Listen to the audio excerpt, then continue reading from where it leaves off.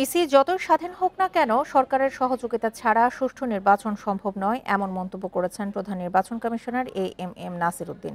তাই এক্ষেত্রে সরকারের ভূমিকাই মুখ্য।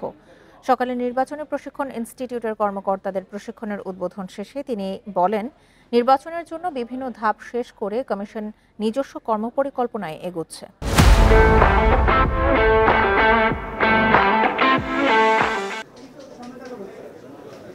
জাতীয় নির্বাচন সামনে রেখে সকালে ইসি সচিবালয় ও নির্বাচনী প্রশিক্ষণ ইনস্টিটিউটের কর্মকর্তাদের দুদিনব্যাপী প্রশিক্ষণের উদ্বোধন করেন প্রধান নির্বাচন কমিশনার এএমএম নাসির উদ্দিন।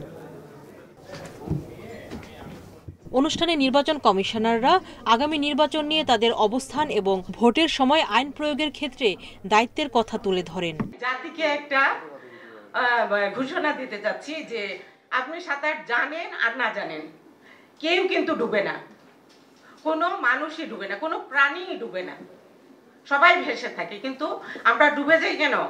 আমাদের নার্ভাসনেস থেকে। সিইসি বলেন, নির্বাচন আয়োজন করতে সরকারের সহায়তা নিতে হয়, তাই নির্বাচন কমিশন স্বাধীন হলেও সরকারের এখানে মুখ্য ভূমিকা থাকে। যতই আপনি স্বাধীন বলেন না কেন ইসিকে, সরকার ছাড়া নির্বাচন করা সম্ভব, কারণ সরকারের সহযোগিতা নিয়েই তো আমাকে নির্বাচনটা করতে হবে।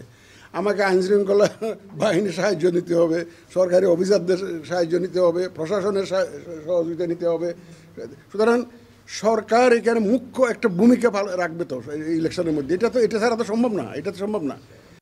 নির্বাচনী রোডম্যাপ বিষয়ে সাংবাদিকদের প্রশ্নের জবাবে সিইসি বলেন, এই বিষয়ে নিজস্ব কর্মপরিকল্পনায় এগুচ্ছে ইসি।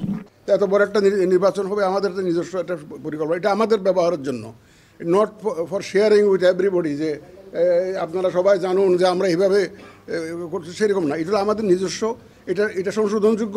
এটা যদি টাইমলি যদি কোনো কারণে রিসিভ না হয়, 2-4 দিন এদিক ওদিক হতে পারে। সময় মতো সবাইকে নির্বাচনের বিষয়ে জানানো হবে বলেন সিইসি। সুলতানা জাহান মিতু, ইন্ডিপেন্ডেন্ট নিউজ, ঢাকা।